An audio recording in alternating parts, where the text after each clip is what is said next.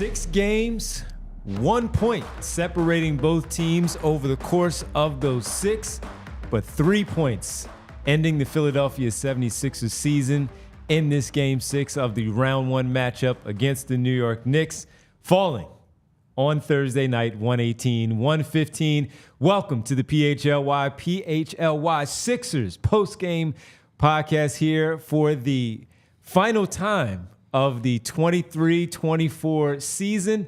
Alongside Rich Hofmann, I'm Devon Givens. Kyle Neubeck, Derek Brodner will join us live from the arena to get their thoughts of this season finale in the postseason. Brianna is producing all of you in the chat. And Rich, as we look at this one and go back and dissect this entire game, 3 points separated them tonight. But as the Sixers took a 2-point advantage after their win in Game 5 on Tuesday, with New York's win by 3 here, they end the season +1 over the Philadelphia 76ers to take a 4-2 series victory into the second-round matchup now where they will face the Indiana Pacers. It's only right that it came down to the very, very end in the final shot by Buddy Hield as the Sixers season comes to a close. It's a tough one, man. That was an amazing basketball series. I want to say that first, too. And 100%. And it's an absolute bummer. As basketball fans, let's say that was first. Amazing. Every game was close. Every game was competitive. You had the stars all playing tremendous basketball. And frankly, Devon, after that game, I think a lot of people are going to point to the offensive rebounds for the Knicks. And we did that after Game 4. I'm not going to do that as much tonight. Mm-hmm. And the offensive rebounds did kill them. Like, there were some killer plays where the Knicks end up making threes after that. I don't have the numbers in front of me. But the Sixers competed on the glass at pretty much the same exact level as them. They got a bunch of offensive boards.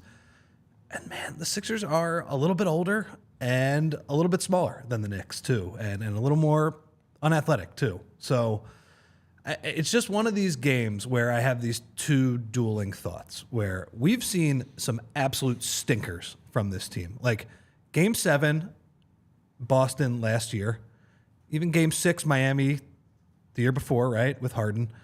You're just leaving the arena disgusted. You're leaving the arena furious with their performance. It's like a complete no-show. This felt different, right? That's one part of it. The second half of it, though, and I need to look up these numbers again, but I think this is true. There are, you know how we say top 10 offense, top 10 defense? That's kind of what you're looking for. That's how you build a contender. Top 10 net rating, I think, generally means you're a pretty good team. You're a second-round team. The Sixers have played 7 series during the process era against top 10 teams, good teams. And they are, unfortunately, 0-7. And so you have the one part where I think it's a more honorable loss than normal. But on the other hand, you have the history of these guys have never beaten a good team. And so that's where I'm at. Yeah, so I agree with you, obviously, on all of that. I look at this, and of course, they did fight. Something that we had there in our overall description of the show. This was a hard-fought game.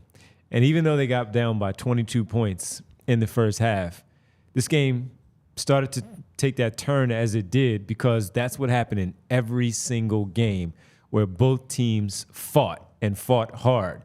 So as you said at the very top, first off, everybody, this was a fantastic series, even finishing in 6 games. I can say that, yes, the Denver and Los Angeles series was very, very entertaining.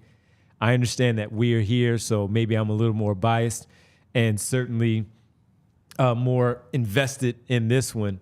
But this was the best series so far of the first round. There are games left to be played in other series, and some may even go 7.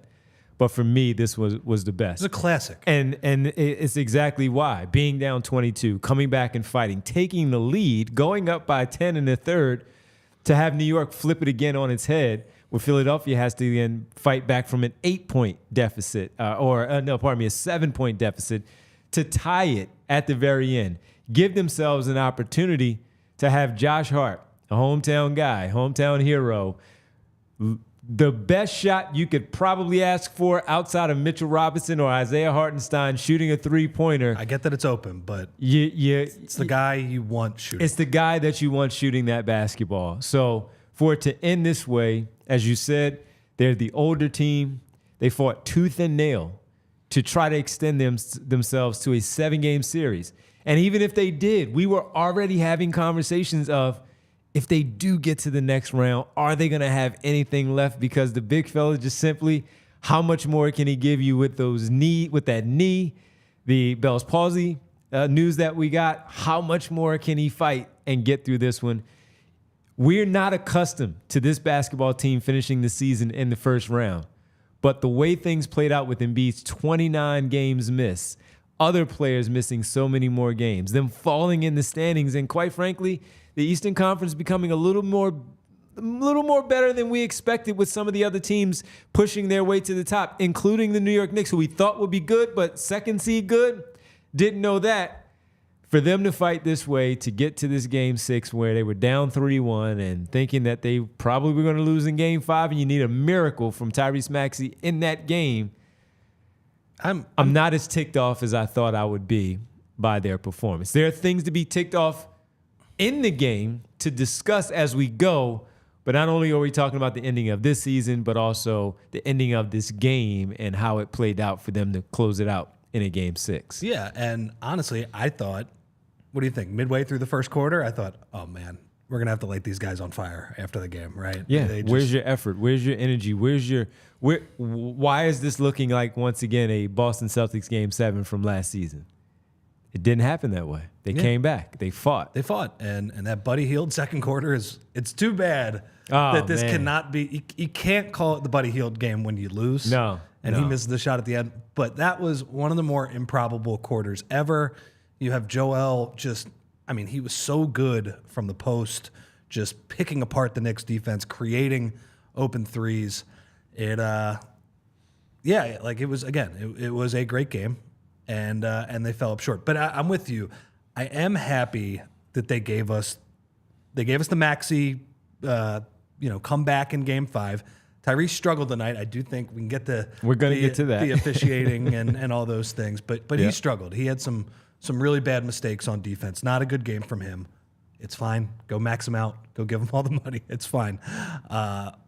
But just for the rest of them to continue to fight, continue to play hard. I thought for Joel to go out on his shield on one leg was good. It's a much easier to stomach Sixers loss, but it still is a loss, and I don't want to throw a party for them. No, by any means. They have a huge offseason ahead of them. They have a more hopeful offseason, I think, if you can get the big fella back healthy.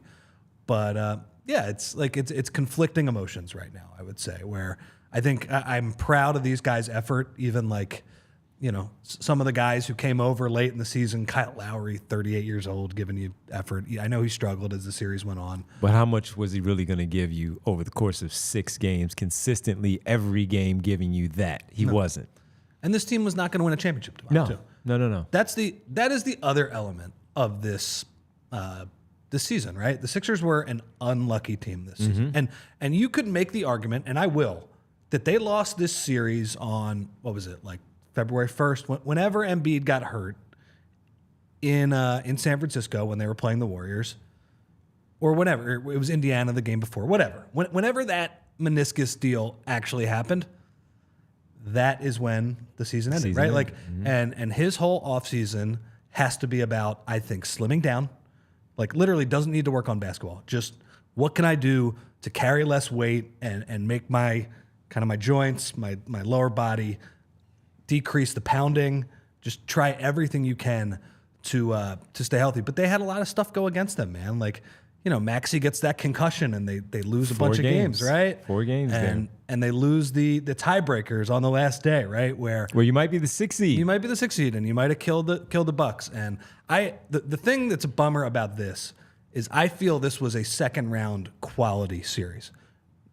I'm going to be honest. I think whoever wins this series, the Knicks, obviously now, We're going to the Eastern Conference Finals. Are probably going to get smoked by Boston in the Eastern Conference Finals. Probably. But you're getting there. But you're getting there. Right. And even for the Knicks to get there, it's a big that's deal. Good. That's a big deal for the development of who they have, going from winning a first round last season, getting to the second round. Same thing here, hard fought. And then taking care of business maybe against Indiana. I think we're both already I'm choosing the Knicks to beat Indiana in this next series. Yeah. But yeah, they're going to go against Boston, who they have played well during the regular season, but we'll see how things go. But I agree with you for whoever was coming out of this one was probably going to get to the Eastern Conference Finals, and it would have been a situation with the Sixers, if you remember, during the Chicago Bulls Sixers back in the Iguodala, Lou Williams, Drew Holiday, where had they advanced to that Eastern Conference Finals against Cleveland, they were going to get smoked. No, it was Miami. Right, Miami. LeBron was in Miami. I'm thinking Cleveland. It's funny that they were going to get smoked. It's funny that the Celtics ended up taking that 7 games because the Sixers, I always make the joke, they would have lost that series in 3. 100%. They would have just said, no 4th game. It's fine. Right, it's fine. Right. So, but to your point, making the conference finals, look, that's the disappointing thing about this because I think making the conference finals would have felt great because this franchise has not done it, right? And it would have been good for the Joel Embiid era to be able to win one of these series against a good team. Has not happened yet, unfortunately, and that still is the case. But I don't think they were making the finals. I don't think they were winning the finals for a lot of reasons. Because Joel is hurt. Because you're starting a 38-year-old guard. Totally. Because Daryl Morey has made moves to preserve cap space this offseason, and he's got a big offseason. Now, of course, the injury to Embiid and DeAnthony Melton, Cove, changed all of that. Everything. Even to your point again. Because he did that, yes, there's a lot of talk about with that. We'll get into that as we get ready for the offseason next week. A lot of Pacers and 4 in the chat. Yeah, right. Hate hard. I love it. Let's not get carried away now. But there's a lot to talk about there for next week. However, looking at things for right now, if Embiid does come back, but Melton, his back holds up, at some point Robert Covington comes back, Rich, is probably a different series where we're looking at that where he's getting a lot more help based on that injury that Embiid still has, but Melton is able to play. You're not relying on Kyle Lowry to play 35 minutes on average in this series. DeAnthony Melton playing some minutes there, Robert Covington coming back, and that changes your rotation overall. And maybe there's not a lot of pressure on some of these other players. Now, I don't know that you're going to get the effort and the execution and the numbers that you eventually got in some of the plays that were made by others. I don't know how it would have played out, but having those extra bodies certainly would have helped things out, even with a banged-up Embiid, because you had playoff-tested players in Melton and Covington to give you minutes with Hield, who is fresh into his first playoff series, but again, maybe not as much on him. Campaign, same thing. Nic Batum, same deal. Or all of that would have maybe worked out for the Philadelphia 76ers. But in this one, tough way to go out because of how they did fight back. We'll get to the stats, of course, and who didn't do what. Why didn't you give this in this particular one? But we wanted to start off and lay it out of how great the series was. This was a great series. It was a great series. Whether you liked how it finished or not, yes, no moral victories, none of that stuff. But as basketball fans looking at the series in its totality, that was a great series. We got to talk about a lot of things from this series, like Josh Hart hitting the shot. Huge what shot. he did in games 1 and 2 to uplift them when Brunson didn't play well. And then Brunson coming back in game 3 and 4 and putting up numbers, winning game 4 back here in Philadelphia. Maxey matching him in game 5. And the hero, where Knicks fans hate Tyrese Maxey as a result. And then you get this, again, brilliant performance from Jalen Brunson in the fourth quarter to push his Knicks team to another second round because of what he did in that fourth quarter, putting his team on his back with 14 points, 2 made threes, 2 for 3 from the free throw line in 9 minutes and 44 seconds, and none bigger than the one shot from beyond the three-point line for Josh Hart. Played all 12 minutes. That was his only shot from deep, and he nailed it to give this team a win with 7 boards, 3 offensive rebounds in the fourth quarter to, again, help push his team to the next round. before we get to your points there, let's talk about Rite Aid here tonight. And if you're feeling like, oh, man, you want to blame the tears on allergies instead of your tears of frustration and pain because of your basketball team, I have the place for you to go, and that's from our friends at Rite Aid. Pollen from trees, grasses, and weeds are the primary cause of seasonal allergies. Symptoms flare when the pollen that you are allergic to is in the air, and it's possible to be allergic to just one or several types, like the pollen floating around right now from the Knicks, New York Knicks pollen that's getting into your tear ducts to have it all flow down your face. If you're feeling sneezy, running, and itchy, and it might be pollen allergies, which can make you feel pretty miserable, like a loss to end your basketball season, there's always ways to get relief, and that is with our good friends from Rite Aid. Sign up for Rite Aid Rewards. Emails at riteaids.com/rewards to receive email pollen alerts for your area. If pollen count is high, try to stay indoors with itchy, red, and swollen or watery eyes, sneezing, scratchy throat and coughing, brain fog because your team just lost, headaches. You know your team can give you a headache, a cough, develop dark circles under your eyes. Rite Aid is the place for you to go. Again, if you want to prevent these things from happening, remove shoes and coats near your door to minimize tracking pollen inside your home. Keep windows closed and run air conditioning as needed. Take a shower before bedtime to help wash away pollen from your skin and hair. Other options, OTC options, try nasal rinse to help flush out your nasal passage. Maybe some antihistamines like the brand name from Rite Aid or Claritin. Maybe the Rite Aid brand for similar to Zyrtec. Whatever one works for you, Rite Aid has it all. Still not enough relief? Rite Aid pharmacists, if a different type of allergy medication like a decongestant might be necessary for you, visit your local Rite Aid today, stock up on allergy relief, or catch up on immunizations for RSV, shingles, and more. Walk in or schedule a vaccine appointment at riteaid.com. We also have to tell you about, as the Sixers season comes to an end, you now move on to the next part of your sports pleasure here in Philadelphia, and you have to do that because this show is brought to you by BetParks app.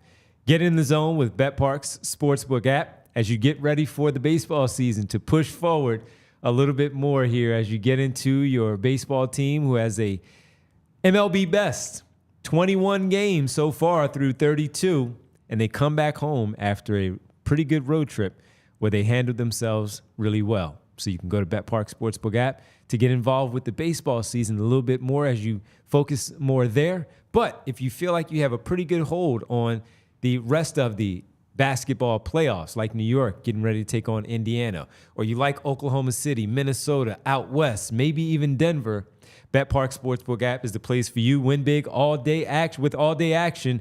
Win your first $10 bet and earn $125 in sports bonus bets. You play for fun. You love to win. You bet. Download the app and play along with us. Must be 21 or older. Please gamble responsibly. If you or someone you know has a gambling problem and wants help, call 1-800-GAMBLER. All right, Rich. So let's talk about two things. Like when you look back at that game. Game 6. Game 6. Great game. Sixers come up just short. What are the things that you are going to regret the most? Like if you're the Sixers, I'm gonna talk about two things besides the not showing up for the first 6 minutes of the game. Obviously that was terrible, but two things late that were, if they just did something differently. They had a lot of success late in the game, last few minutes. They just got the ball out of Brunson's hands and they said, Josh Hart, you can try and beat us 4-on-3, but we'll see how that goes. He attempted a floater, he missed. There was another possession where they got bogged down. On the play where the Knicks went up 4, right? Mm-hmm. Brunson gets the end one.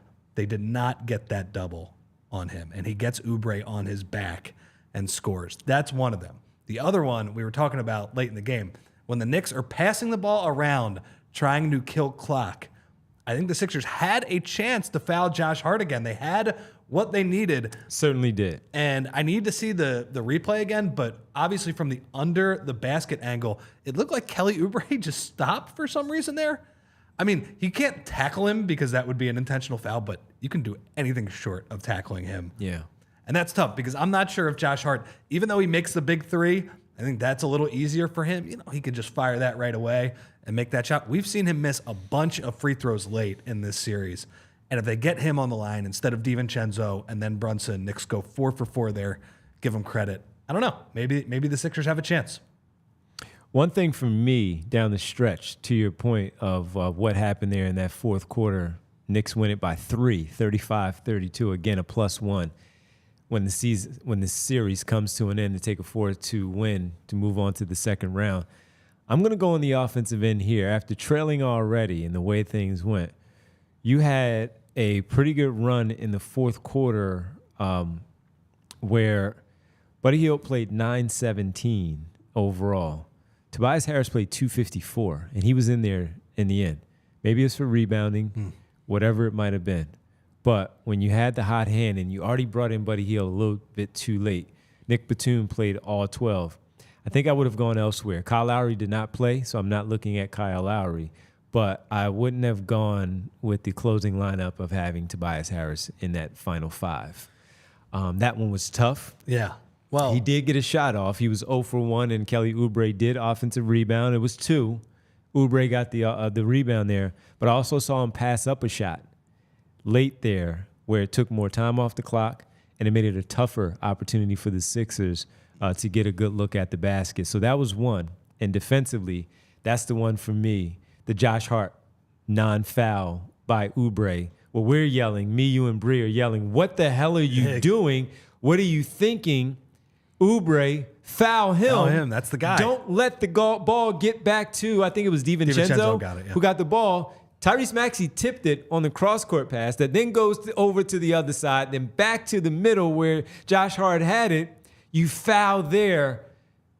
That's where I think they put themselves in a bind by not doing that. So Harris being in the game for that final stretch and then not fouling there quickly enough to put Josh Hart on the line instead of Donte DiVincenzo. And before anybody says, well, it's Donte DiVincenzo, don't worry about it.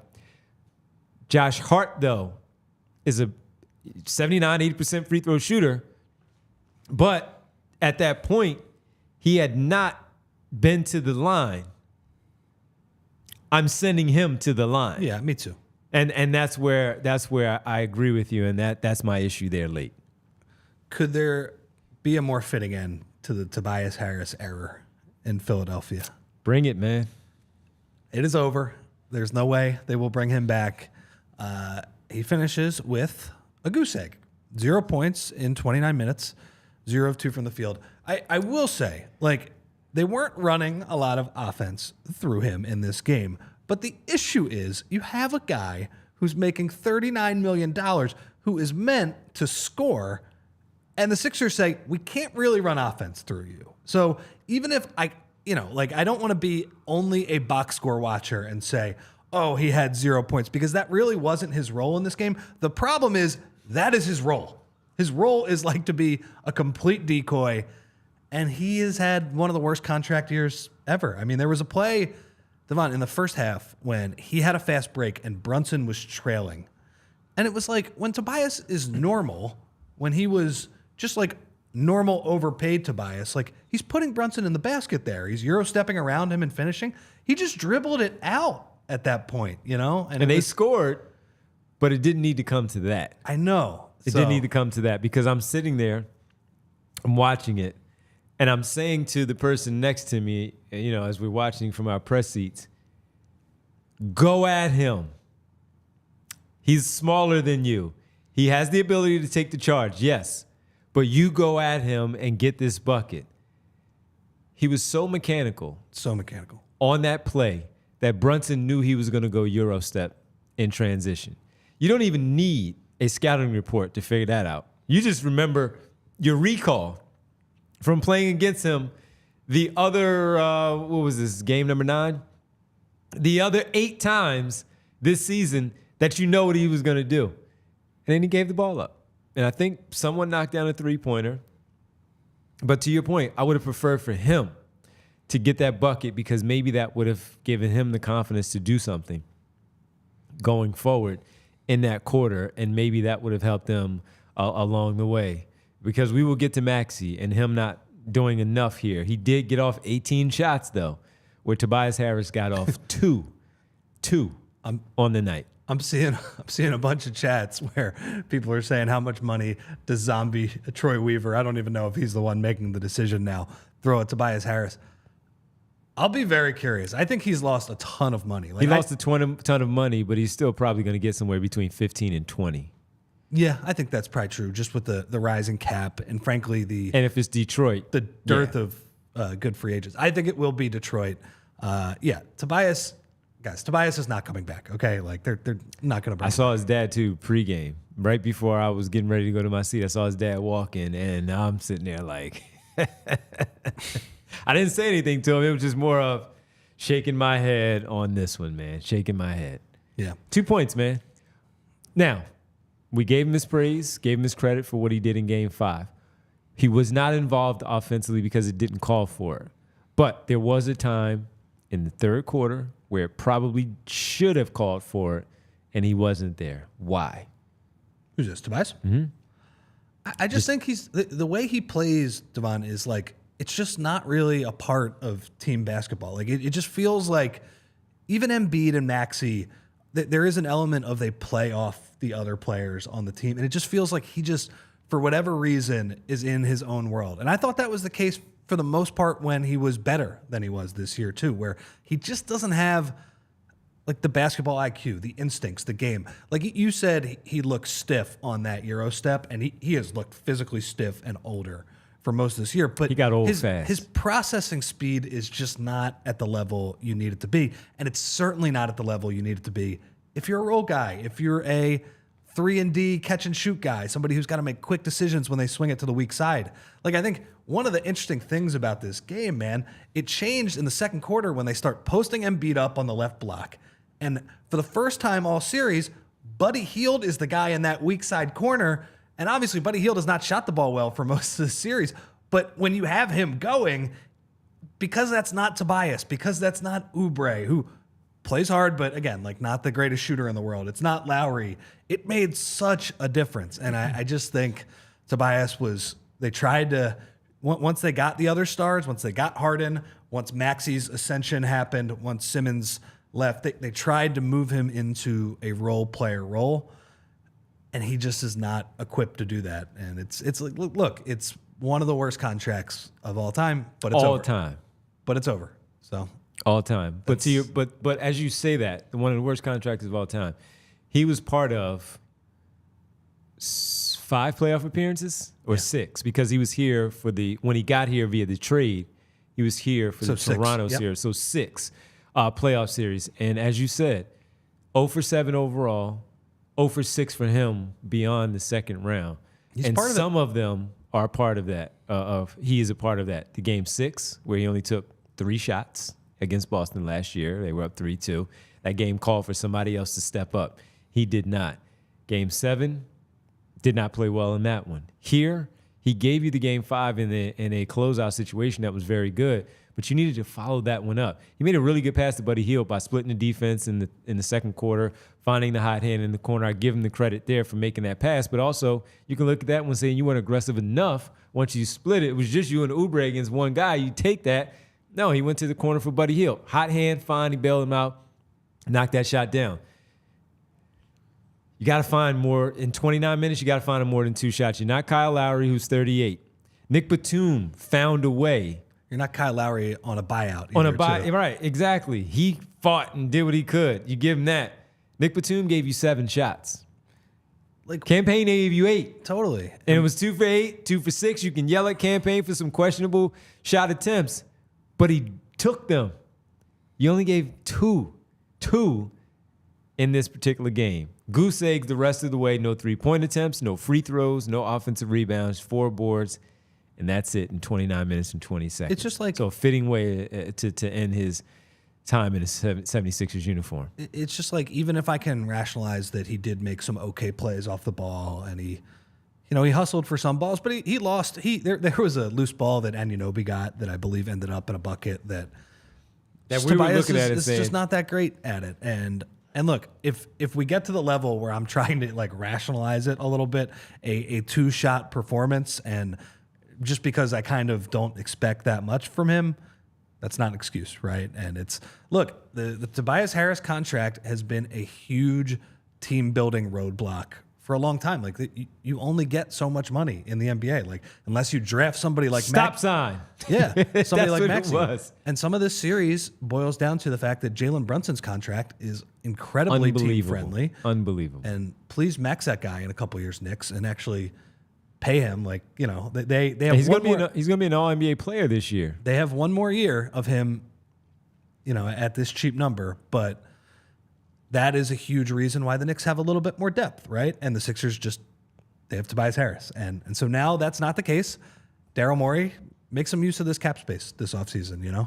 That's the plan, right? That was the plan. Oh, he better. I mean, that's what we don't want to go too far ahead. And, you know, I would like to get your thoughts at some point, though, because you may take a couple of days off. We may not see you until next week or maybe even beyond that. But at the end, I would like to get your thoughts on some of that. Maybe I'll run some names down and say, bring them back, yes or no, explain why, and how you would like to do it. Of course, you'll write some of those things, too, to give your opinion on that. As we take a little break here and trying to relax a little bit after this one, a tough one, and instead of breaking your television and throwing things around your home on a Thursday night, or cursing out the association and the commissioner for a 9 o'clock start time on this evening, we got to tell you about our great friends that have really hung out with us for a majority of the season through our pregame shows, through our watch-alongs, our watch parties. You got to choose chill tonight. You're frustrated, not happy that your season came to an end in this fashion, but if you do decide to sit back and relax and put your feet up tonight, you took off Friday because of the late start, or if you do have to go to work tomorrow and you say, all right, let me begin my weekend by putting my feet up, not losing my mind, taking it out on the kids or the spouse or your significant other, you got to choose chill with our good friends from Coors Light. How cool is it that the mountains on the bottles turn blue? On the cans as well when they're as cold as the Rockies.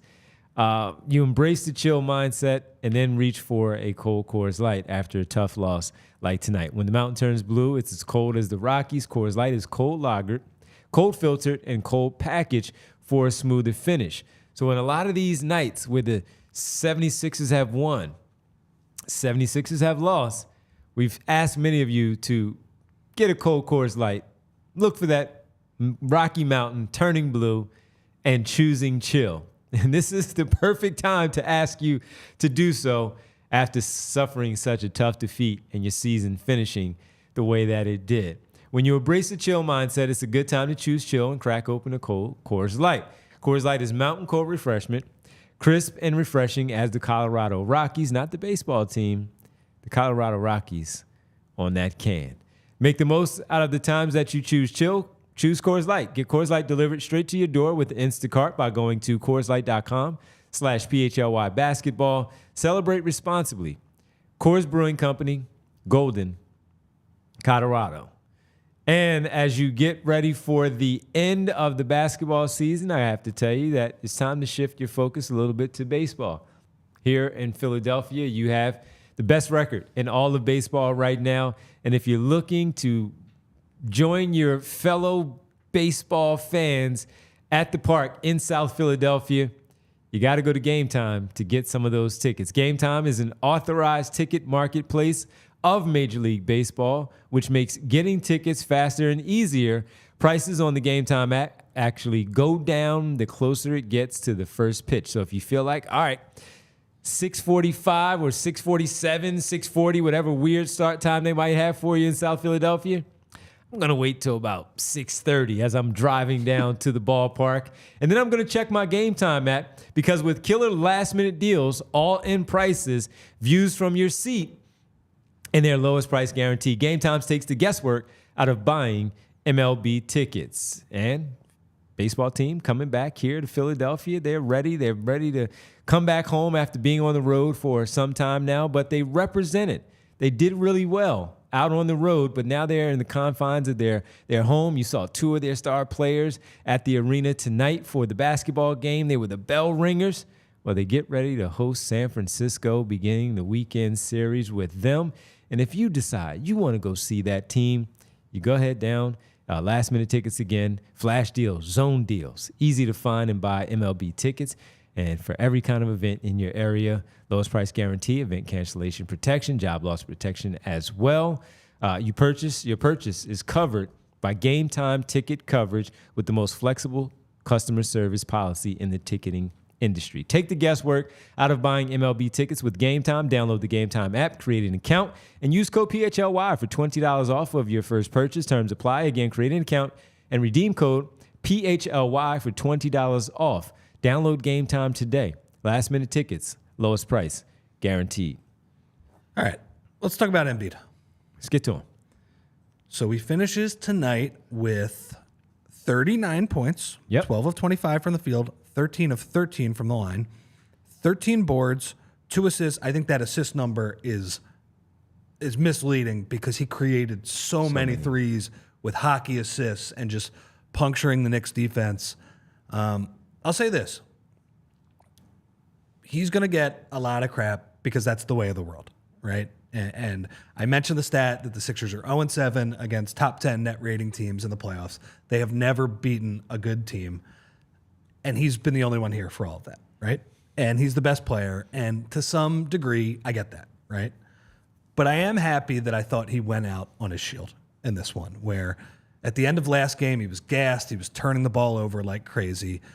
And I was really proud of the way he played tonight, man. I thought he was a lot of post-ups, and frankly, it was looking bad early on. Like, he was part of that terrible stretch at the beginning. It wasn't really his fault. He was the only one who scored for those first 6 minutes. But he was on the floor for it, and it was the first time all series the Sixers got absolutely blitzed with him on the court. He goes to the bench kind of midway through the first quarter. I don't remember the exact minute of it, but it was quick. And I will say, like, credit to Campaign and Batum for keeping them in the game, like saving them. Paul Reed had a plus next to his plus minus for the first time all series.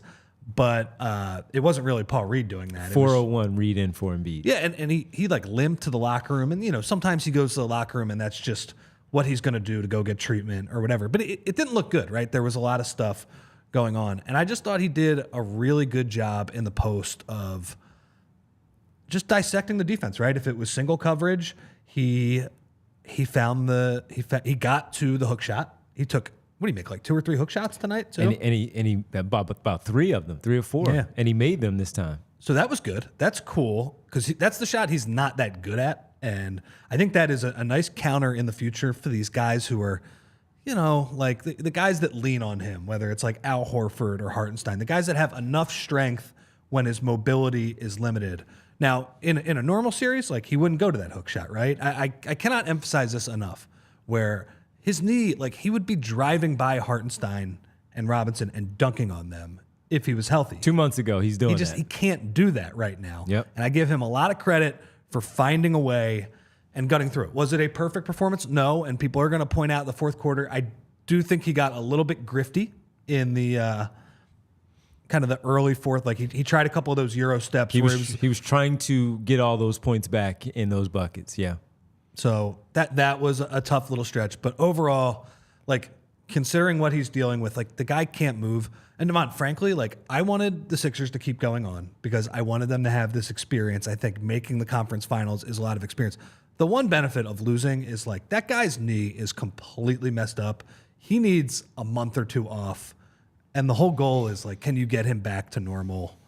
I guess if he's going to play in the Olympics. I'm about to say, Team USA, man, if his recovery time from now until July, when they start their training camp in Las Vegas, he better be right, because he better be able to play through next 100%. Season, because he better be 100%, because it's gonna, if he misses any games to begin the start of the 24-25 season, that is going to be a bad look for him. I support him playing for Team USA, but you only get so many opportunities. So I'm in on that. But you got to be healthy. That cannot jeopardize this season. And you know, it boils down to you got to get him to make it through make it through a season healthy. There's only been one, like Devon, I was thinking about the only time he has been healthy in the playoffs. I remember it's the beginning of that Toronto series 2 years ago where he was running the floor. And he actually had a couple possessions in this game where he ran the floor and got deep position on Hartenstein. He just can't do it. He made sure he did that early, Rich, that he was determined, especially when they got down. He was determined to not settle for threes and all of that. Top of the key, put the ball on the floor, trying to drive and Euro step against those guys. No, he was sealing. And they were not pushing him out either. So he wasn't catching the ball 18 feet away from the basket. He was catching it about 10 and just bang, bang, bang, getting to his spot, ball fake, little layup, chipping away. So I thought he was really good in this one, had his bad moments, but to what you said there, he was good tonight. I don't blame anything. When we look back to Game 6 of last season and Game 7 in the second round against Boston, where there was a lot of blame to be thrown at the feet of Joel Embiid, I'm not blaming him for this one. Not as much, no. I'm not blaming him as much as this one. Last year was the worst one. And quickly, before I give my Embiid thoughts, going back to what you asked, where did this one really go away from the Sixers to lose by 3? When they were up 10. Yeah, same thing as Game 4. Maxey had back-to-back threes after he made one, and he missed them. Now, it's more about the shot selection and just simply not trying to knockout punch right away there. You know what would a knockout punch? A 2. Just a bucket. Just a bucket. Extend it to 12 because DiVincenzo comes back and cuts it to 7. It's a 5-point swing. You got 12 there. Maybe the defense does allow DiVincenzo to knock down a 3, but it's still a 9-point game. And you come back again. And if you get a good look at a 3, you take it. But you don't force it, and you don't take one quickly in the shot clock. So I was thinking about that as you were talking, and my recall just said, let me go back to that moment because I thought that was big because their defense did decently enough on the other end to give yourself an opportunity again to get 2 threes there.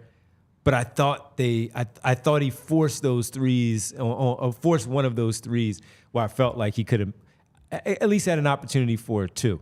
And again, before we get to the Embiid part, I was just scrolling through Twitter here, and NBA on ESPN says, and this is not unbelievable because we've just talked about this. This is the first time since 2015 that Tobias Harris failed to score a point in a game. Oh my God! What an ending! Huh? A point since 2015. Now remember, he had 1 point in one of those other games. He had 3 points or 2 points in the Game 6 against Boston. They also wanted to make sure you knew that in this tweet, he will be a free agent this summer. You just have to laugh so you don't cry, right? Because you lost by 3 points, Rich. Oh my God. We're normally like, give you 12. Give me 15. Give me 5 in this one. 5. 5 would have done it. And you might win the game. That is an unbelievable stat. I had to get away from the Embiid part because that's unbelievable. You should have hijacked the whole podcast with that stat, man. Unbelievable. First time since 2015 he did not score a point in this game. That's really funny. So, yeah, look, that's crazy. We're going to get to the guys from the arena. I'd imagine that because we've experienced this, and we actually talked about this a little bit, if they lose the game, Kyle and Derek, we spoke about this yesterday, as you know. Oftentimes, the exit interviews are the day after or 2 days after. But last season, we saw James Harden, Joel Embiid, Tyrese Maxey as the exit interviews in Boston. So you don't get those guys the next day. I don't know what it is tonight who has spoken they do already. It at the podium, yeah. So I don't know who's spoken tonight. It is also here in Philadelphia, so they can go to the podium and all that. Maybe Embiid gets his tonight because of everything he's dealing with the Bell's palsy, the injury, so they don't do it. Tobias Harris is going to be interesting if he does it at all. He's a pro's pro as far as that stuff goes. So he'll face the music. He'll do what he does, I think. But I just wanted to point that out, that if we don't get to Kyle and Derek for a while, it's maybe because of those post-game interviews that are being had, and they have to, responsibility-wise, make sure that they get some information there. We got a lot of super chats too, so I want to get some of those mixed in before we get back to Embiid, because I'm sure a lot of people talked about it. But before we do that, say what you were going to say, and then I'll get some super chats. My big thing for Embiid, right, is for the offseason, and I already said this a little bit, like, do the Tim Duncan workout. Like, get in the pool, start swimming, lose a little bit of weight. Seriously, the whole ball game is that you are hurt in these playoffs. And there are a lot of people and a lot of people in the chat are saying that healthy Embiid is a myth. I get that. He's never healthy. And some of it has been complete freak shit that, is unfortunate. Again, the Bell's palsy thing. Like, what are you supposed to do with that? And I'm sure. And it had the impact. I was sitting next to the person at the arena tonight, and they were like, remember that pass he threw to Tobias Harris? Yeah. And it sailed over his head in the first cross-court pass. He should have given it to somebody closer to him. They were like, his depth perception has to be terrible because of what he's dealing with. There's nothing you can do about that. Nothing. But the whole ball game is that your knees have been through a lot at this point, right? And, I heard Kyle saying this on the pod a few days ago, like, they're not going to get better. So you got to figure out a way to manage them and be as proactive as possible. And that's easier said than done. I understand that. But that's where the focus has to be. There's nothing else he can do on a basketball court that, he can work more on hook shots or something like that. He's mastered so many skills in the offseason with Drew Hanlon, and I'm sure he's going to do more stuff. His ball handling, already incredible, his shooting off the dribble and stuff like that. But you have to get to the playoffs where this guy in January, February, even, like December, November, the best scorer in the world. And you cannot get to the playoffs where you are so compromised, where that isn't the case. And people are going to bring up, oh, man, he's not ready for the playoffs with the free throws and more officiating. No, man, he is hurt, and he can't score the same way he did earlier in the season. So that, I don't know what the exact blueprint is, but that's got to be the entire offseason. So, yeah, that's all. I got you, man. Real fast, Tobias Harris. I was just looking at his average for these games of this series. 10.8 was his average for the series. 10.8. That's through 5. So tonight that comes down a little bit. But even if he gives you that average, they win this game. 10 points. Yeah, that's 10 more than I just wanted to say that. I can't believe that stat. That's crazy. I just wanted to say that really quickly. All right, let's get to the super chats here. On this Thursday night, elimination night for the Philadelphia 76ers. We start off with our coach, Coach Lowell Ricketts. Coach. What up, Coach? Could have sworn the NBA eliminated the Trae Young foul. He's speaking about Jalen Brunson, as you know, Rich. What do you think? I think that's a fair point, Coach. I think Jalen Brunson deserves all the credit in the world. That guy is a killer at the end of games. He is terrific. Some of the shots he hit just felt like there were, it was in a mass of like 6 different bodies, and he was still finding a way. Like, the Knicks don't run good offense, and somehow late in the clock, that guy is just 100% under control and still finds a way to get a good shot, and he deserves a lot of credit for it. That said, some of the BS foul drawing from him was crazy, and Embiid really was not healthy enough to get the BS fouls that he is known for. It's really bad. The jump back into Kelly Oubre, like, I think Kelly Oubre and Batum did a bad job sometimes. They gave a baseline on the wing. Was not the best game from them defensively. He drew 5 or 6 fouls in this series that were just disgusting. And great player, but like, as much crap as Embiid gets for the foul drawing, and as much crap as Trae Young gets for foul drawing, he needs to start being talked about in this conversation. I think he's been like that for about a couple years. But I think his is totally different because he doesn't complain as much as Trae Young did. That's true. And he complains a lot, though. He complains, but I don't think it's to the same level of what Trae Young did during the Trae Young year. I mean, it was Trae Young barks after every call. That's true. Jalen Brunson barks when he felt like he definitely deserved the call. And I hope it's not sounding like I'm making an excuse. I'm just saying, I think that's the reason. That's the difference there. He carries himself just differently than Trae Young. And maybe even if you want to go a little bit more of conspiracy theory, it's New York. I'm sure some people will go there for the foul calls. Tonight, I hated some of the fouls he got. I did too. I thought a good number of them were earned, but I also thought that he got the favorable whistle when he shouldn't have. Like he got one I saw on a replay after last game. Batum got a foul called on him. It was because he grabbed Batum's arm and pulled it with him. Totally. Yeah. So he's smart. He's smart, but he also that's one play, and the other one he'll just fall down in the lane at times and get that call. And I thought the disparity between his and Tyrese Maxey's whistle. I get it. I get being frustrated. I'm not gonna I'm not gonna go home. 4 free throws for Tyrese Maxey tonight. And there was the one that was the 5-point swing where I think OG just absolutely destroyed him, and or DiVincenzo destroyed him, and OG hits a 3 on the other end. Just a killer sequence. That was the one where I think Tyrese needs to get better a little bit at drawing fouls. I don't think it's all that the refs hate him, but that one was a tough one to take. So I understand Sixers fans who are complaining about that. I'm not gonna leave this series being Jalen Brunson foul baiting is the only thing, but it is it is part of it, and I understand that the Trae Young fouls, I wish that would Gene says, preach, happen. Rich, preach. I wish it wouldn't happen. Yeah. So. All right, let's get to our next one. Davon, a.k.a. Schoolboy Beats. 0 points for Tobias. Throw, paper, and basket. 1 point for me. Yeah. And if he does have 1 point, that final stretch there where the Knicks are fouling smartly and not putting themselves in a position they did last week, you can't do that. Can't do that. You might win the game. You might hit a 3. Might go to overtime. Might do something. Nick Nurse, Steve Kerr, inherited a team fraud.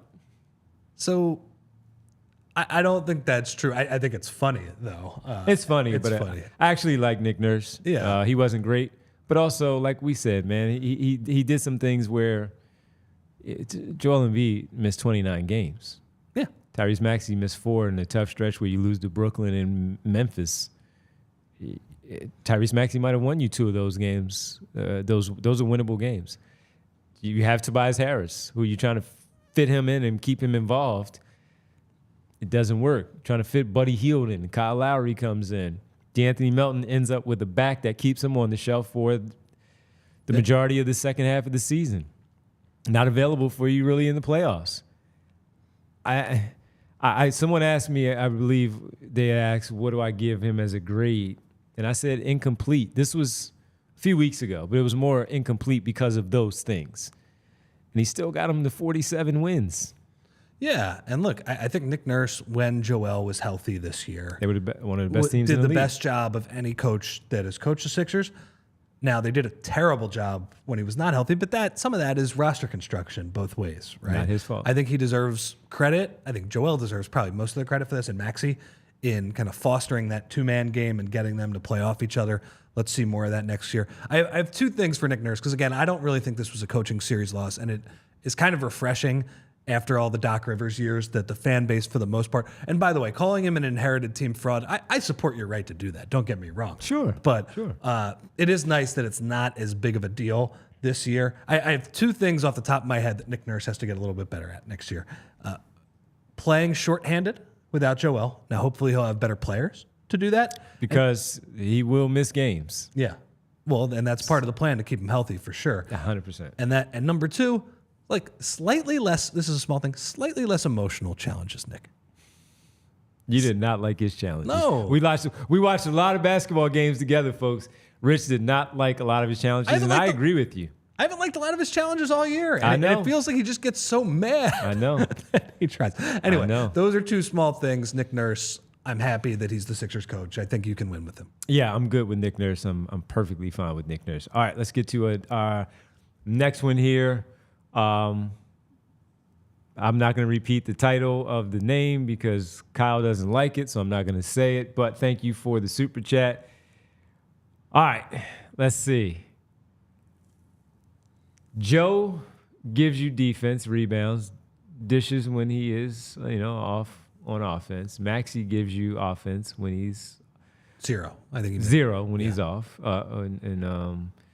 But yeah, blame and trade Embiid and build around Maxey. Stupid fan base. I'm not trading Joel Embiid. Not trading Tyrese Maxey. As you said, max him out. Well deserved. Give it to him. The arguments after Tuesday's game of We see who franchise it is. I saw where Bobby Marks, I think, said from ESPN, Tyrese Maxey is the face of the Philadelphia 76ers. No, he's one of the two faces of the Philadelphia 76ers, but the number one face is still Joel Embiid. So I thought that was ridiculous. And I like Bobby Marks. I even have something here to read off to you because he's so good as a former executive in the NBA. Yeah, absolutely. But that was a ridiculous statement, I thought, in my opinion. You're going to have a lot of money. Embiid is your franchise. Tyrese Maxey is your secondary guy. He's an all-star. I think he will be in a position to be one again next season. He has put himself on the map there. He will be in conversation at the end of the season for All-NBA. He's not going to make it because there are so many other good guards and some positionless team, I think, for the third team or for all of them. Is it for all or positionless? Now? Yeah, I think it's positionless for all. Yeah, for all. So I don't think he'll make it, but he's certainly in the conversation, but it's still Joel Embiid's team. So trade Embiid, no, and build around Maxey, build around Embiid and Maxey. That's the right answer. But I do agree with the sentiment that, like, Tyrese still has a ways to go. And Joel, even when he plays poorly and when he's dragging his leg up and down the court, like the game the other night, he's still, like, such a presence that in a way that Maxey isn't. And Maxey was bad tonight. Maxey struggled offensively. I thought DiVincenzo did a really good job against him. Yes, I do think he should have gotten probably to the line 2 or 3 more times than he ultimately did. Yeah. And nice job by him down the stretch. He never stopped trying. But he was bad. And the other thing that he really struggled with, a lot of off-ball defensive lapses for him this series. Like, he got back cut by DiVincenzo on the baseline, and he got back cut by DiVincenzo and then bullied. Yeah, and then bullied on that one. On a baseline out-of-bounds play. Like, those add up, right? And I like 2 points, man. Tyrese has played better defense this year. I feel like he's gotten more blocks than ever, and he's competed getting around screens, but he still has a way to go. And Joel, it's not an issue because Tyrese, I think, can grow into that number 2 option, and you can build around him. But Joel's presence is just a different ballgame. Like, it just is. Yep. When he's having bad games, by his sheer presence, like, he does stuff that Tyrese can't. Yeah. That's okay. Yep. So, Tyrese rocks. Let's go to our friend Ash Monroe in the Super Chat. Great year for PHLY. Well, you guys started off and you were fantastic. The Sixers coverage. It was tremendous Sixers coverage, Sixers shows that you and Kyle and Derek put together. I was thrilled to be able to join you guys late. I've had fun with you when we've gotten together. We saw a 70-point game from Joel. We saw a lot of good ones. Everything downhill after that. We were sitting in this room after the 70-point game. He got hurt literally the next game. Yep. But we had some fun, so thank you, Ash. He also continues. Next year is simple. The 76ers need to radically rethink how they can keep Joel healthy. He can't play for 6 months. If Joel was 100%, this series isn't even close. His health is everything. You're 100% right, Ash. 100% right. Ash on the money again. I agree. I don't know exactly what that entails. It's much easier said than done. But I agree. If he's 100% healthy, they win this series, I think, pretty easily. I think the fact that he was able to muster, I think he averaged like 33 points and 11 boards in this series with how screwed up his knee was that guy is a competitor, and you got to keep him healthy. He at least should quiet some people down. You can get frustrated with him and bring up the past, which cannot be ignored, but for him to do this in that condition, I give him credit. Also, real fast on the Nick Nurse thing I wanted to go back to.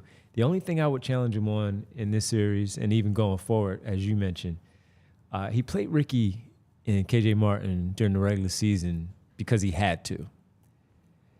I want to see him. In this series, I thought there were moments when they got down that you kind of had to. Maybe he should have gone on campaign earlier. Yeah. Not saying that would have won the series, but it would have been maybe nice to see him throw one of them in there as a wrinkle. Redeemed himself tonight for what he did with Buddy Hield, going back to him. But I think I would have liked to have seen one of those young guys because of the hustle, because of what this series was calling for, those extra possessions, diving on the floor, things of that nature. I would have liked to have possibly seen that. I think that's fair. Yeah. And I mean, obviously he has been throughout his career a creative defensive coach in the postseason, but you do see he does shorten that rotation. Yeah. Like, Same thing as the Kawhi game in 2019. Like he was playing Kawhi basically the whole game there. Yeah. They had a very small rotation. So I think that's a fair criticism. Are we ready, Bree? For the fellas, not yet. All right, Val Host checks in on the super chat. Thank you, PHLY, for taking this ride with us. Val, thank you. It was really fun to see you and your sister on Sunday when they came to see us at the Wicked Wolf. Oh, yeah, that was great. Val also out at some of the other watch parties that we had and checking in throughout the entire season. So, Val, thank you. We really appreciate it for you being a part of our show. We can't do it without you. Can't do it without Ash. We can't do it without all of you that are in here hanging out with us. And just because he's taking this ride with you, we're not stopping. We're going. We're keeping this going. We got a lot to talk about in the offseason. Unfortunately, it's starting a little bit earlier than expected, but we will keep it going. But we thank you. We couldn't have done it without you. We couldn't have done it without checking in at the arena for one final last time with the guys. As the season comes to an end, 3-point loss to the New York Knicks, a 4-2 defeat there at the hand of New York. We check in with Kyle Neubeck and Derek Bodner live from the center as this one comes to a close. Fellas, what a game. Down 22 early. They come back up 10 in the third quarter. And it goes down to the final shot once again. They battle in this series. This has been a fantastic series, but unfortunately, the season comes to an end, man. Yeah, and I think the message from Nick Nurse and a lot of these guys was that they felt like they fought. Like I don't think they come out of this series thinking, sure, there are possessions here and there, offensive rebounds here or there, hustle plays here or there, where they're like, I wish I could have that one back. But by and large, I don't think they come out of it thinking, man, we really fucked this one. Like I think they left it out there. I think they got out executed down the stretch a few times. It happens. New York's a very good team. We came into the series saying people need to prepare for the defensive intensity, the value in the basketball stuff.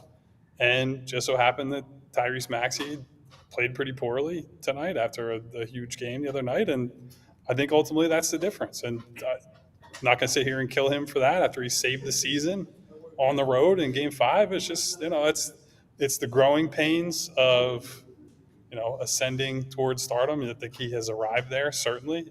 And I think, Derek was here for more of Embiid and Maxey when they spoke after the game, so he can speak more to this. But it seemed to me, from what I heard, that these two are the pillars and see themselves that way, that Joel is excited to be here with Tyrese and build upon this and see what happens elsewhere on the roster. But otherwise, I seem to be feeling pretty good about playing with one another.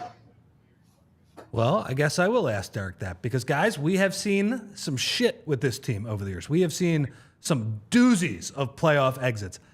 I don't really, personally, like looking at this game, I felt like this was nothing compared to some of the stuff we have seen, honestly. So, Derek, you saw Embiid and Maxey talk together. I've seen a couple tweets of Joel quotes, but I guess what was the main gist of kind of how they are processing this loss? Yeah, I think there's a weird, I don't want to call it optimism, certainly not necessarily coming from them because everyone's disappointed in the loss, but I think there is a little bit of, they know what they have in that two-man game.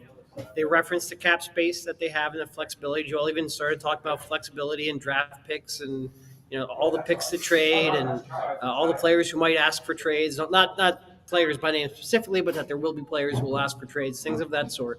And I think he understands, like, they feel like they're confident in their core. They feel like they're confident in their flexibility. And now it's up to Daryl to, make good on that promise. It was sort of like, you go into the locker room and we're interviewing Tobias and Tobias talks and then he walks out and you look over and Tyrese and Joel are sitting there next to each other talking basketball. And it's just like, they feel very locked in a way that I don't know if this franchise has ever really felt. You've got the two pillars, you've got the coach, you've got the GM. Everyone's here. No one's going anywhere, even if some lunatic fans probably want the GM fired, as they do at the end of every year. He's going to be here. You have that core in place. You have that sort of structure in place. And now they really have to go out and execute it. Like if you go back and listen to what we said at the trade deadline, all right, they're not making a big play here. They're keeping the powder dry. Maybe Joel and Tyrese are just good enough that you can make a run, but if not, you have to strike in the summer. And now you're at that pivot point. Like, this is going to be a real important next couple of months for this franchise for salvaging a title contention squad around Joel Embiid. I do think we've been talking about this for most of the series. I am more confident in those two both individually and as a pairing than I ever have been. And now they have to make a roster that is worthy of being around them. And that's all on Daryl Morey. And by the way, I do want to, because I was in the locker room talking with a bunch of these guys on the side, I can share 2 veteran player tidbits that I think are important. That this is the reward people get for staying up till almost 1:15 in the morning to watch this show. Jesus. Kyle Lowry definitively not retiring. He is playing next year. Said that with all the confidence he could muster in his voice. Whether that's here in Philadelphia or not, I'm not sure, but he did say he's very excited about the time he spent here. He said, 18 years in, whatever it is, that he's still kind of surprised that he can have these new experiences and, feel the sort of joy he does playing with Tyrese, helping Tyrese along, so on and so forth. So Kyle Lowry will be back in some form next season, not sure for who. Nic Batum is the bigger question mark. He said in so many words that he's going to focus on the Olympics, playing for France. That's obviously a big milestone for him. While he was going through that long and pretty eloquent answer, Joel Embiid stuck his head into the media scrum and said, "You're not retiring, you're coming back." And then asked him about it later. And I do think, now Nico didn't say this, I do think the relationship with Joel and maybe let's say the gentle nudging from Joel in the months to come could play a role. Obviously, I think family and other decisions, other things to weigh on Batum's end, maybe even money, financial, we'll see, what he's going to get here versus what he might be able to get elsewhere will weigh in. But just thought those were 2 important notes to share because those guys are on the back, certainly on the back 9 of their careers, probably even closer to being done. They're almost at the 19th hole by now. Yeah. Maybe Joel can keep convincing Nico while they're out at the Olympics, since they'll be in Paris. Joel still allowed in France? I thought they were trying to bar him from entering France. Well, Nico Batum can get him in. No worries. Speaking of another veteran, I don't know if you had a chance to speak with him or if he went to the podium, but a lot of chatter, of course, the final time we probably see Tobias Harris in a Sixer uniform, just 2 shots in 29 minutes, and the first time since 2015 that he has not scored a point in an NBA game, and losing by 3 certainly could have called for maybe just a little bit more where he could have potentially extended his career.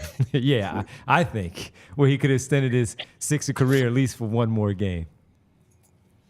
Yeah, so I will say in terms of his future, he was the guy who probably shared the least about what's to come. In fact, he was asked pretty directly about whether he's thought about the future, what he's looking for, all that, and dismissed basically every question that he got about it. If you're asking me, my opinion, and Derek was there as well, so if he wants to chime in, certainly can. He did not seem like a guy who was like the rest of them, sort of voicing that there's unfinished business, I'll be back. Like even Kelly Oubre, who he was on a minimum, probably made himself a decent amount of money this summer and might have to go elsewhere to get it.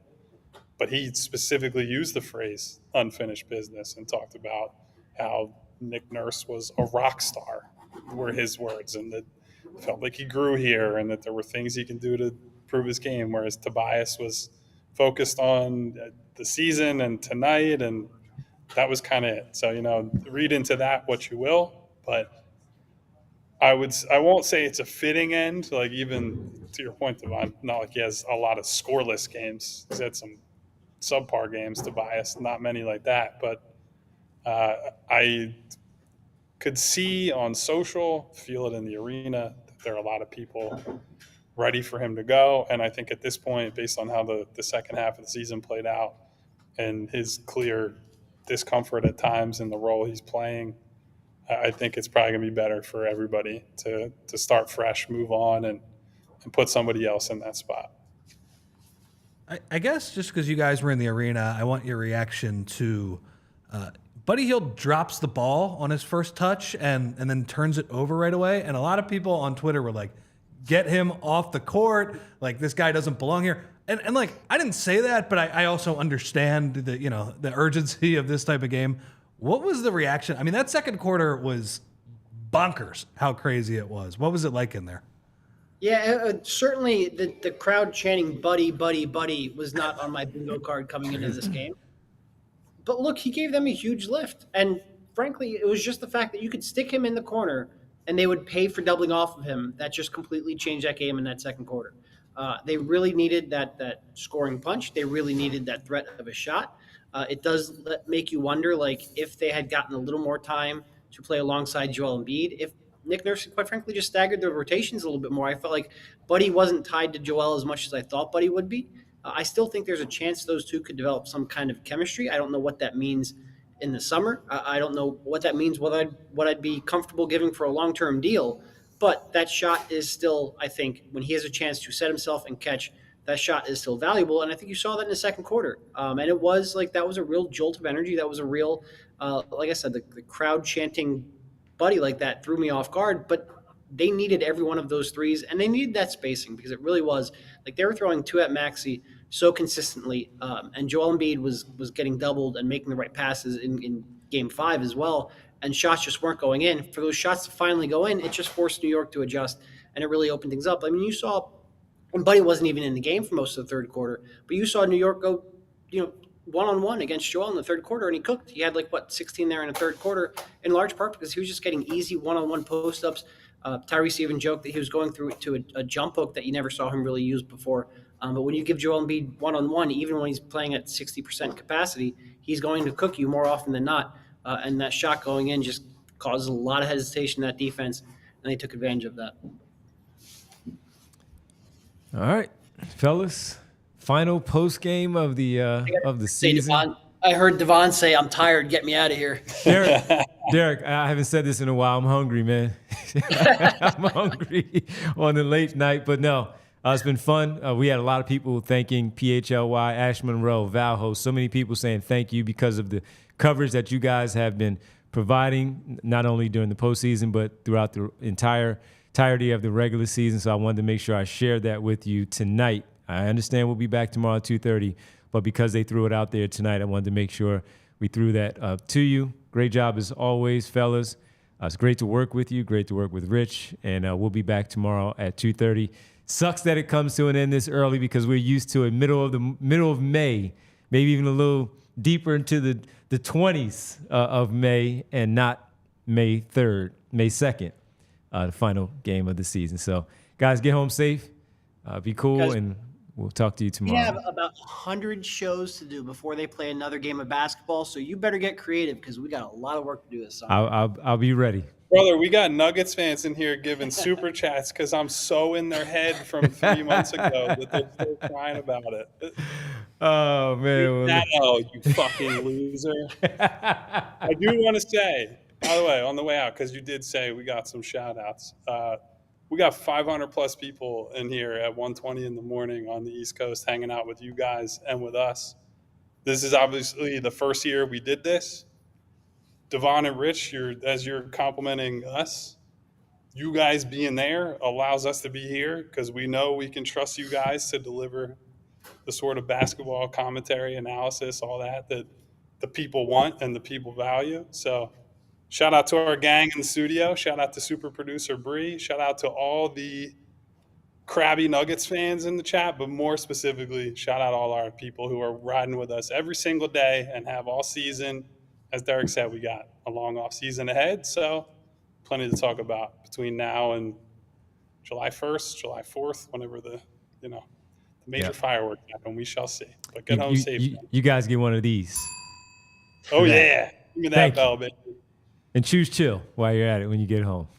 I'm always choosing chill, baby. Now I don't have to find a babysitter for my dog this weekend, man. That's that's a mental burden that's off of me. Derek's going to get to go to Rite Aid and rest up. I'll be drinking Ollipops. I'm going to hit every sponsor before we get out of here.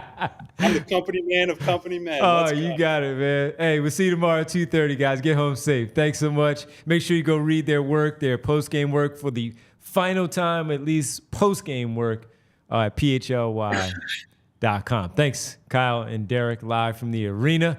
We really appreciate it. Again, we'll be back tomorrow. We're not done. We got a lot of super chats to get here. Yeah, we got a few. Get through. I just saw Martian Lynch say, spicy chicken nuggets are goated.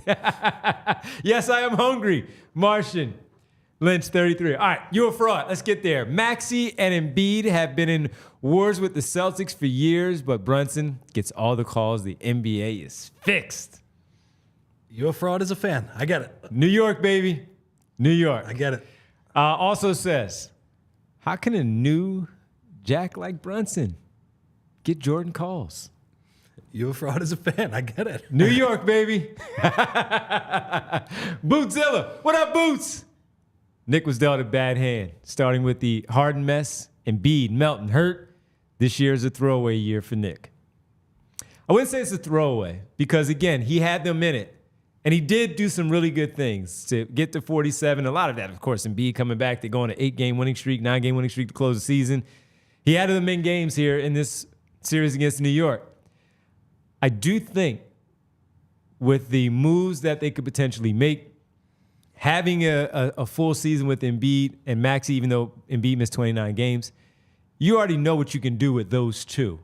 And when he now has his voice going into the offseason with Morey to give his input on who he may want on this basketball team, Rich, I feel very comfortable with him at the helm going into the start of the 24-25 campaign. All good with Nick Nurse. Yep.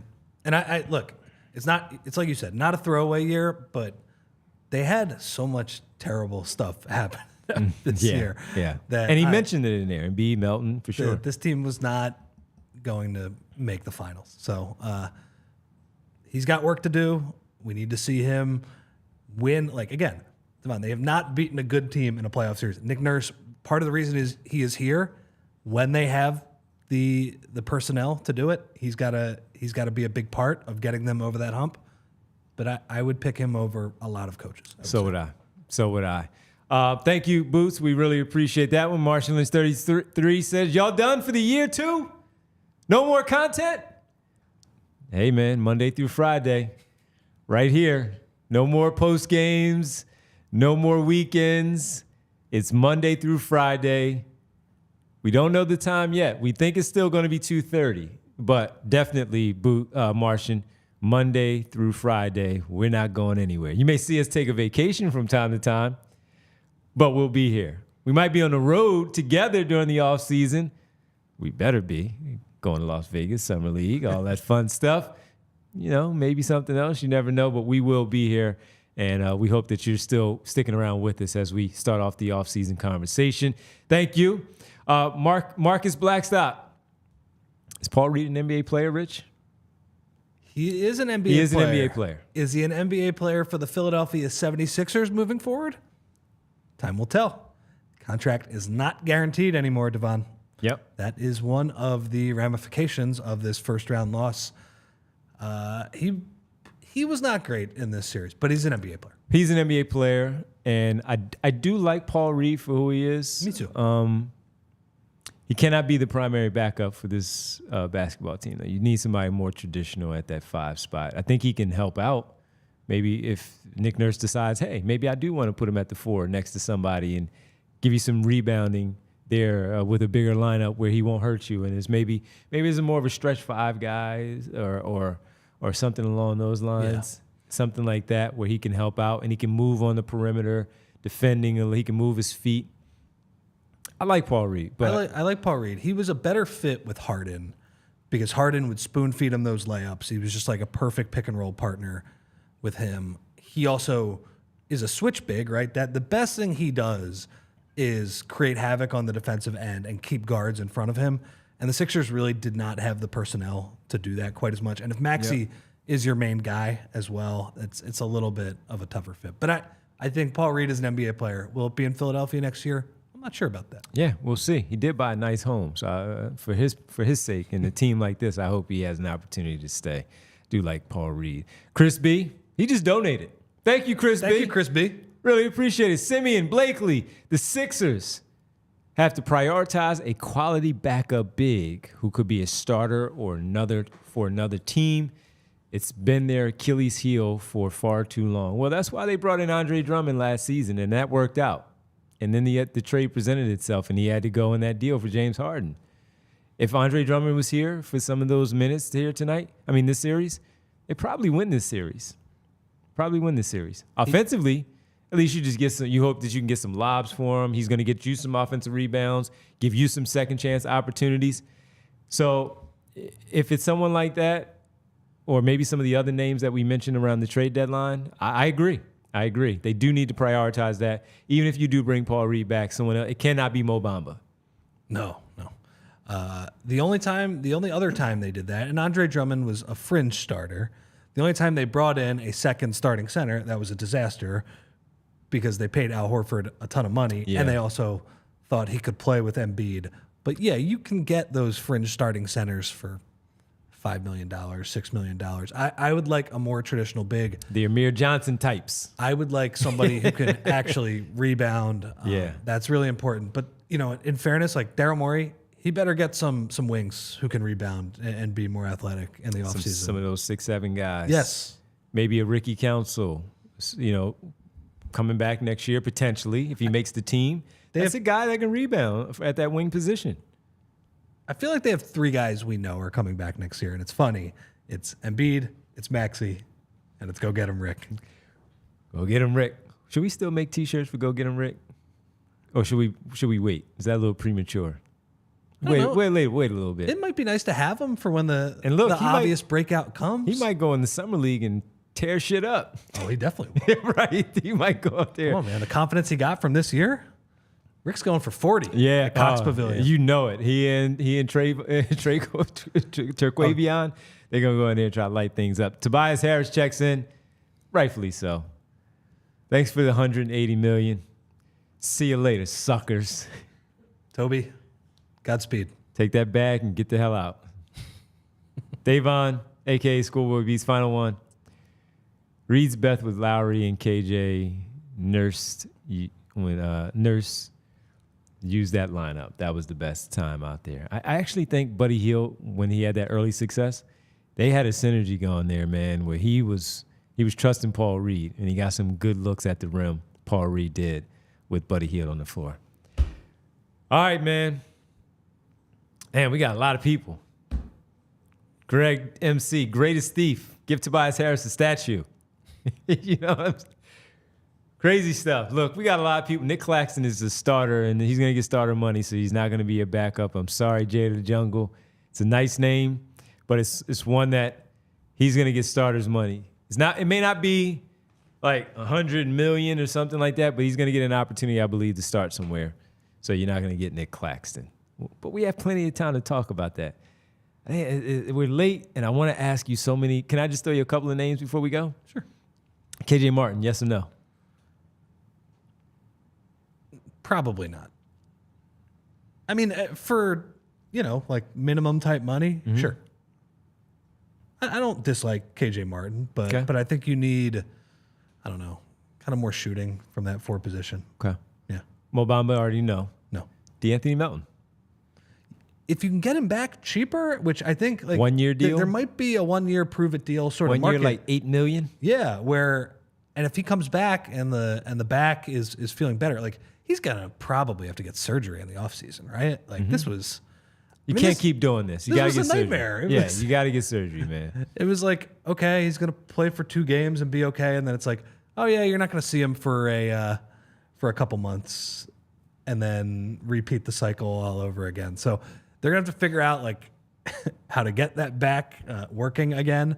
But yeah, if you can get him back on a 1 year prove it deal, that might actually like help you bolster your depth. Like he is.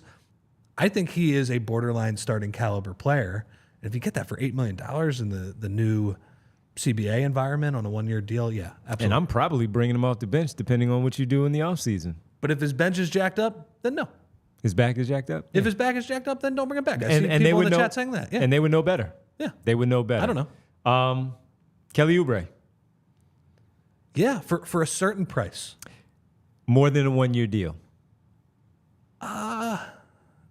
For me, yes. Yeah, like a 2-year deal. 2-year deal or 3 with the team option on the 3rd. So what do you think he would get? Like, what do you think his market is going to be? I think it's probably like that $8 million now. Yeah. Yeah. See, I don't. 2 for 16, or would you go 3 for like 15? I would not mind bringing him back at a number around 7-8 mil, just as long as he's your 8th man. Your And he 9th man. knows his role. Come in and cook. And by the way, like, I've come a long way with Kelly Oubre. His mental lapses drive me absolutely insane. But like, I'd like that guy, man. That guy plays hard. He should have fouled Josh Hart tonight, but he has certainly earned a raise. And yeah, if you can move him into more of a bench role where you don't rely on him as much, I think he's a good guy to have around. And I think there's a chance, as somebody who's bounced around the NBA for a long time, like the way he was talking highly about Nick Nurse tonight, He just wants a home. let him play for a second And year. he's playing for something. He's not in Charlotte where he has a home. Yeah. He's not playing for anything. He's just going out there just firing up shots. Firing up shots, losing by 20. Yeah, So, exactly. yeah. Gene said 3 for 45. And then he said, oops, my bad. Thought he was worth more. Not here. So I don't know what the exact number is. Yeah, for we Kelly. don't know yet, There- but it's just us just throwing some out There there. is a walkaway number at some point if he gets into the $15 million Schoolboy range. B said 3 for 30. Yeah, I need maybe. a 3rd-year option. Kind of depends on what else they're able to do. with that 3rd-year money. team option for me. Yeah. 3rd-year team option for me. Final 2 together. Kyle Lowry, campaign. Sure, and you probably can't bring them both back. I feel like it Gonna might have to be pick one. Might be one or the other, but sure, if it's like minimum type money, Mm-hmm. maybe a little more than that. Cam will probably get a little bit more than Kyle. They maybe? got a lot of cap space, so Yeah. and they're probably going to be able to resign him. I love having Kyle around, but I also understand that like he's running on fumes right now, and I think he's. But he's also running on fumes because he had to play 35 minutes a game in Totally. this series. It's- It might have been a different type of performance had he not. And that's the same kind of point with a lot of these guys. I would like to have a lot of these guys back. I'd like a Yeah. lot of these guys Yeah. as role players. They just need to be bumped like 3 or 4 3 spots spots down the rotation. It's okay. And by the way, Daryl Morey should have enough cap space. By the way, do not max out Paul George. Like, don't do that. Like, go. I'm glad build- you said that, yeah. Go build a full roster. I know that's easier said than done. Like the but Caleb Martin types where you feel something like that. Go Yeah. get a bunch more kind of the lower rated athletic Your wings. 3rd guy can be on the brink of stardom, but you need Caleb Martin type of guys who can defend, knock down an open shot, and not be afraid to run in the open floor, put the ball on the floor, and some other stuff. But I just wanted to get that from Rich now, and we're going to have plenty of time to talk to Rich about more of this going forward as we begin the offseason. My friend, this has been fun, man. It was fun, man. We've known each other for a long time, and we have never really had an opportunity to work together. This has been a blast. A lot of fun, and I thought like getting into the groove of the regular season, once the game started happening, there were 2 things that were fun about it. Number 1, the Sixers gave us a better regular season for the first 3 or 4 months than we could have ever expected. They were playing beautiful basketball for a long time. Yes. And then it all went to shit, but that's okay. That's what happens here. And we had to get through those months. And they gave us a very competitive series against the Knicks. That's number 1. But number 2, getting to do this pod with you and Derek and Kyle, and also just all the people, all of our listeners, where we see these people in the chat every single day. We shout them out every single day after the show is over. It's been a lot of fun. And I think we have something that's pretty sustainable here, you know? And I think we're going to continue to do it, hopefully grow even more. But I've been very happy with this season and just getting to do this every day. You know, It's been a blast, man. It's been a blast. Bree, as always, thank you. She's the best. Bree's the best. She is the best. Look at us hanging out at 1:30 in the morning. It is late, And man. Bree was the one that was like, no, we need to be in the studio. We don't need to be at home. We need to be in the studio. Right call by Bree. Bree, super producer Bree, production excellence. She has been fantastic. None of us are going anywhere. We just want to thank everybody for hanging out with us for all of these late nights. allowing us to do the show that we're doing. We're certainly going to be back here going forward Monday through Friday for the off season, and it's going to be a fun time because, as Rich said, we think we were building something pretty good here across the entire PHLY network. And we certainly had a blast here for the basketball side of things. We want to thank everybody, all of you. Gene Ross. What up, Gene? Rich P. Martian Lynch, 33. What up, Martian? Always with the great, quick quips that he has here. We appreciate it. Jay of the Jungle. Greg MC. Remo K. X-Man. What up, X? Bootzilla. Boots. The boy RJ, great to see you back in the chat. My man, Matt Webster, Kane, Phi Chi. Hey, Aaron, what up, Aaron? Who else we got? Davon, a.k.a. Schoolboy Beats. Noob. We got to get everybody in here. Winona. What up, Nona? She even unblocked Kyle. They're friends now. And she's buying Ollipops. Oh, man. Winona. Yes. MVP. MJ. Cannoli. Holy cannoli. Did we say X? We got to do it again. We got to represent with X there. Who else do we have in there? Money Mar, always fun, even though he's always giving Derek a lot of trouble.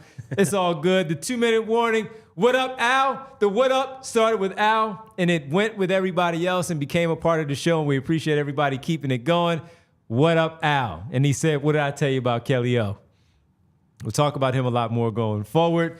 We had a lot of people coming in from the New York side of things. Miracle from Mali, a friend of mine. That's Greg. Thank you. It's been a fun series. Prophet 1. I can play the point. You know I can. Once my Achilles is all ready to go and I get the green light in July, I'm back out there. Now keeping me away. Marty Bones. Yo, Kwan. We got so many people. A lot of people. We'll get to more people along the way. And we thank you all again. We really appreciate it. Bree, you're the best. Make sure you go like and subscribe. We had a new Tyrese Maxey shirt, so go check that out at PHLYlocker.com. It's an amazing shirt. Go check it out. You can still buy the merchandise. Look at that. Maximus. He's not going anywhere. Max him out. Max him out. Max him out because go get the PHLY Sixers merch there or at PHLYlocker.com. Make sure you read Rich's newsletter tomorrow morning. That's going to be available. Sign up to become a diehard. Tell a friend to tell another friend to tell another friend and the other friend that we are here. And we're going to be here a while. And not all night. We just mean our longevity going forward. We're going to bed right now. We're going to be here. For Rich, Kyle, Derek, and Bree, I'm Devon. I'm hungry. I'm getting out of here to go get some food. Thank you, everybody. Sixers season comes to an end. It was a fun one. But now we have to talk about the offseason. And we'll begin at 2:30 tomorrow right here on the PHLY Sixers podcast. Good night. We all silly like the mayor.